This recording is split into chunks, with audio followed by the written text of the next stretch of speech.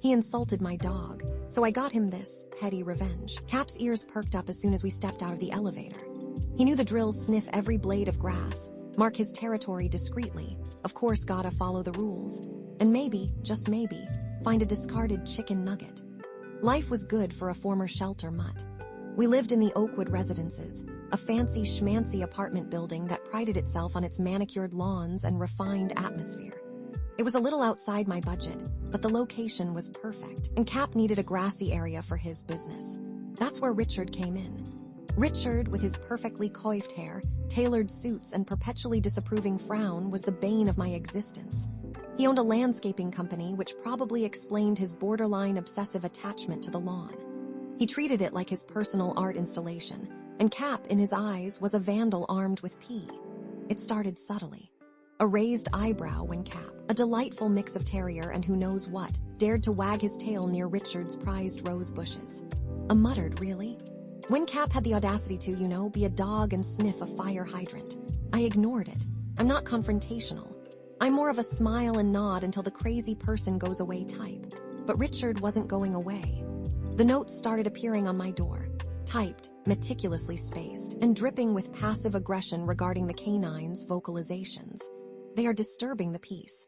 Cap barely barked. He was the quietest dog I'd ever met. I suspected Richard was just making stuff up. Then came the complaints to Mr. Henderson, the building manager. Mr. Henderson, a generally nice but clearly overwhelmed man, started giving me the side eye. "Amelia," he said one afternoon, his voice laced with a weariness that only dealing with entitled residents can produce, "Richard is concerned about Cap's impact on the landscaping and the noise." I bit back a retort about Richard's impact on my sanity. "Mr. Henderson, Cap is always on a leash. I always clean up after him. I'm doing everything I can," Mr. Henderson sighed. "I know, Amelia, I know. Just try to keep him quiet, okay? Richard's a very important tenant." Translation: Richard paid more rent. Things escalated. Richard started making faces at Cap during our walks, loud, startling noises when we passed him. He even kicked dirt near Cap once, sending the poor guy yelping. I wanted to scream, but I held my tongue. I didn't want to give him ammunition. Then one afternoon, it happened. We were walking past the meticulously arranged petunias. Seriously, who needs petunias? When Richard appeared, he had a small pebble in his hand. He looked directly at Cap, smirked, and then threw the pebble. Not at Cap exactly, but close enough to scare the living daylights out of him. Cap bolted. He slipped his leash. My fault, I admit. I was distracted for a split second and ran straight into the street. A car screeched to a halt, tires smoking. I screamed. Cap yelped. Time seemed to slow to a crawl. The car missed him by inches. I grabbed Cap, heart pounding, tears welling up in my eyes. He was shaking, terrified. I checked him over, frantic. Thankfully, he was okay, just shaken. I turned to Richard, who was standing there, arms crossed, a smug look on his face. "What the hell was that?" I yelled, my voice shaking with rage. He shrugged. "Just trying to discourage him from digging in the flower beds." "You almost got him killed. He shouldn't be running around unsupervised," he said, his voice dripping with condescension. "Perhaps you're not responsible enough to own a dog." That was it. The final straw. Something inside me snapped. "You are a horrible person," I hissed, clutching Cap tightly, "and you're going to regret this." I stormed back to my apartment, Cap trembling in my arms. I called Sarah, my best friend, who also happened to be a lawyer. "He almost killed Cap, Sarah," I sobbed, recounting the story. "I can't let him get away with this." Sarah, ever the pragmatist, said, "Okay, Amelia. First, calm down. Second, we're going to document everything. Every interaction, every note, every incident. Photos, videos, witnesses, everything.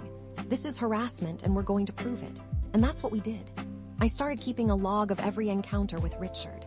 I took pictures of the notes he left on my door. I asked my neighbors if they'd witnessed any of his behavior. Mrs. Rodriguez, the sweet elderly woman on the third floor, told me about Richard yelling at her for letting her chihuahua pee on the grass. David, the friendly neighbor who also owned a golden retriever, said Richard had complained to him about his dog shedding. It turned out, Richard was a menace to all pet owners. Sarah helped me draft a formal complaint to Mr. Henderson and the building management. We included all the evidence we had gathered, along with copies of local ordinances regarding animal harassment. Richard, predictably, retaliated. He hired a lawyer, a slick, intimidating woman who looked like she'd stepped out of a corporate law firm ad, and threatened me with a lawsuit for defamation. He claimed I was making false accusations and damaging his reputation. I was terrified. I'm a freelance graphic designer, not a lawyer. I couldn't afford a protracted legal battle. I almost gave up. But Sarah wouldn't let me. He's trying to intimidate you, Amelia, she said. Don't let him. We have the evidence. We have the law on our side. We're going to fight back. So we did. Sarah filed a countersuit against Richard for harassment and intentional infliction of emotional distress. We also reported him to animal control. The next few weeks were a nightmare. Richard's lawyer sent me cease and desist letters. Mr. Henderson avoided me like the plague. Some of my neighbors gave me sympathetic looks, while others seemed to side with Richard, probably out of fear of becoming his next target. One evening, I was walking Cap in the lobby when Richard appeared. He stood in front of me, blocking my path. You think you can get away with this, don't you? He sneered. You think you can ruin my life with your lies? I'm not lying, Richard, I said, trying to keep my voice steady. You harassed my dog. You almost got him killed. You've been harassing other residents for years. That mutt is a menace, he spat, gesturing at Cap. He's probably full of diseases. And you're just a crazy dog lady trying to get attention. Cap, sensing my distress, growled softly. He's more of a man than you'll ever be, I said, my voice trembling with anger. Richard laughed. We'll see about that. I'm going to make sure you regret ever crossing me. The incident in the lobby was witnessed by several residents, including Mrs. Rodriguez and David. They were horrified by Richard's behavior. The next day, David called me. Amelia, he said, I'm willing to testify on your behalf.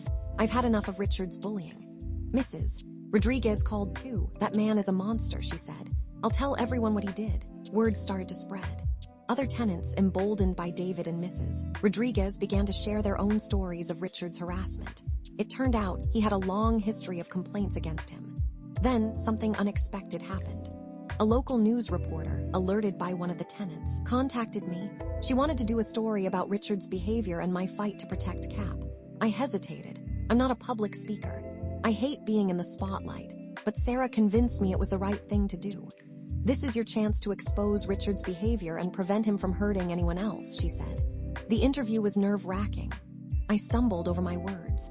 I teared up when I talked about Cap, but I got my message across. I told the story of Richard's harassment, his near-fatal attack on Cap, and the support I had received from my neighbors.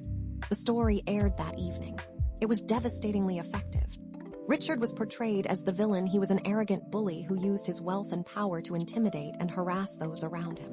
The backlash was immediate. Richard's landscaping company was bombarded with negative reviews. He received angry phone calls and emails. His reputation was in tatters. Facing mounting legal pressure, negative publicity, and a growing number of complaints, Richard finally caved. He agreed to settle with me out of court. The terms of the settlement were generous. Richard was required to pay a substantial fine to a local animal shelter. He had to attend anger management classes, and he had to issue a public apology to me and Cap. But the best part?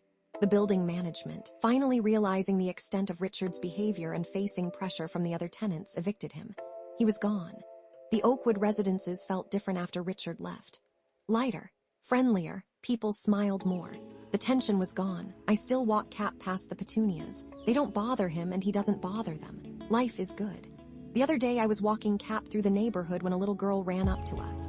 Are you the lady with the brave dog? She asked.